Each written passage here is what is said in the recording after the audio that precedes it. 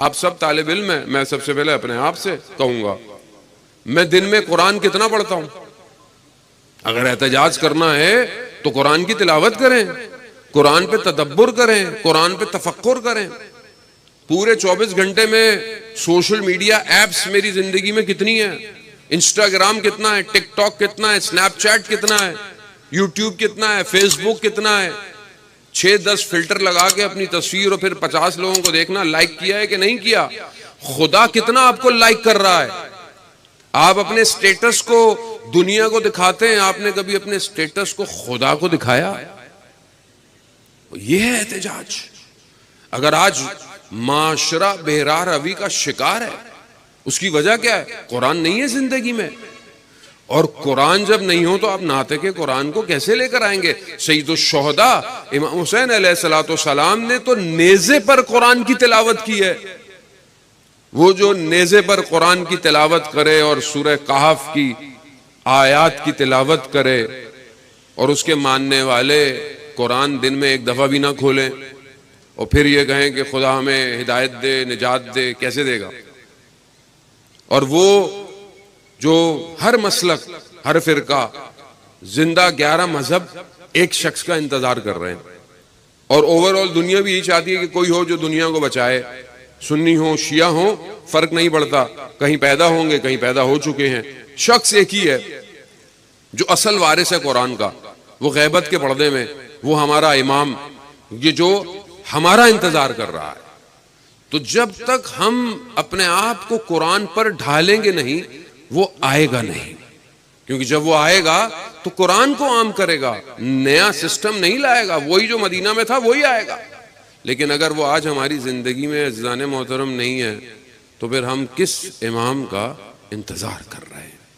وہ امام کہ جس نے دنیا کو، آپ کے سامنے سارے دنیا کی سسٹم فیل ہو چکے، کوئی سسٹم سوائے کچھ چھوٹے جگہوں پر کہ جو جن کے وجود میں ولایت ہے، باقی اس کے علاوہ تو کوئی سسٹم کہیں کھڑا ہی نہیں ہو رہا، کہیں کچھ کر ہی نہیں رہا، سب عبید الدنیا ہو چکے ہیں۔ ہر کسی کو رسول خدا نے حضرت ابو ذر کو کیا فرمایا؟ حدیث میں ہے کہ ابو ذر، 2 چیزوں کی محبت انسان کے وجود سے دین کو چھین لیتی ہے، ایک حب المال اور دوسرا حب الشرف۔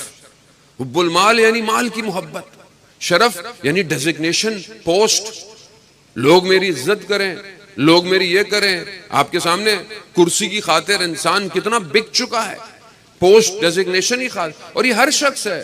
ہماری انگلیاں صرف ہمارے حکمرانوں پہ اٹھتی ہیں، ہمیں بھی جو پوسٹ مل جائے ہم بھی اس کے لیے یہی کرتے ہیں۔ کوئی اگر فلانی جگہ کا ہیڈ ہے، کوئی فلانی جگہ کا ہیڈ ہے، کوئی کسی تنظیم کا ہیڈ ہے، کوئی کسی ادارے کا ہیڈ ہے، وہ بھی چھوڑنے کو تیار نہیں ہے۔ کیوں؟ کیونکہ انسان نفس پرست ہے، خواہشات۔ سید الشہداء علیہ السلام نے کربلا میں آ کر صرف ظاہری یزید کا گلا نہیں کاٹا، بلکہ انسانی نفسیات جو اسے خدا سے دور کر دے۔ امام حسین کا جو سب سے بڑا مقصد تھا کربلا میں، وہ لا الہ الا اللہ، اسی لا الہ الا اللہ کے پرچم کو بلند کیا امام حسین نے۔ امام حسین خود فرماتے ہیں مدینہ نکلتے وقت کہ میں اپنے جد کی امت کی اصلاح کے لیے نکلا ہوں۔ امام حسین کا کوئی اور مقصد نہیں تھا، امام حسین کو اقتدار نہیں چاہیے تھا، امام حسین قدروں کی جنگ کر رہے تھے، ویلیوز کی جنگ کر رہے تھے، جو دشمن کے پورے کونوائے کو پانی پلائے، ان کے جانوروں کو پانی پلائے، اس سے بڑا انسانیت کا کوئی علم بردار ہو سکتا ہے؟ نہیں ہو سکتا۔ مگر 6 مہینے کے امام حسین کے بچے کو پانی نہیں دیا گیا۔ عزیزان محترم، یہ جو چیز خور کربلا سے نکلتی ہے وہ یاد خدا ہے۔ سورہ منافقون میں پروردگار کہتا ہے کہ اے ایمان لانے والو، مال اولاد کی جو محبت، یہ تمہیں ذکر خدا سے غافل نہ کرے۔ اب ذکر خدا اصل ہے۔ 1,24,000 پیغمبر کیوں آئے؟ امام حسین کہ ہم جو یاد کر رہے ہیں، کیوں کر رہے ہیں امام حسین کو یاد؟ کیونکہ ہم زیارت وارثہ میں پڑھتے ہیں السلام علیکہ یا وارث آدم صفت اللہ، اے وہ سلام ہو جو آدم کا وارث ہے، جو نوح کا وارث ہے، جو عیسیٰ کا وارث ہے، خوب جو ابراہیم کا وارث ہے، خوب یہ وارث ہے. اور سارے نبیوں کا خلاصہ کیا تھا؟ لا الہ الا اللہ. ہر نبی لوگوں کو خدا کی طرف بلانے آیا. تو کیا ہم خدا کی طرف جا رہے ہیں؟ کیا ہماری زندگیاں خدا کی طرف جا رہی ہیں؟ کیا ہماری تعلیم خدا کی طرف جا رہی ہے؟ کیا ہم پڑھ کر شعور حاصل کر کر خود بھی معاشرہ بھی خدا کی طرف جا رہے ہیں؟ خدا اور خدا کی یاد. مولا امیر حضرت علی ابن ابی طالب علیہ الصلوۃ والسلام ارشاد فرماتے ہیں کہ خدا کی ذکر سے زیادہ کوئی لذت نہیں ہے.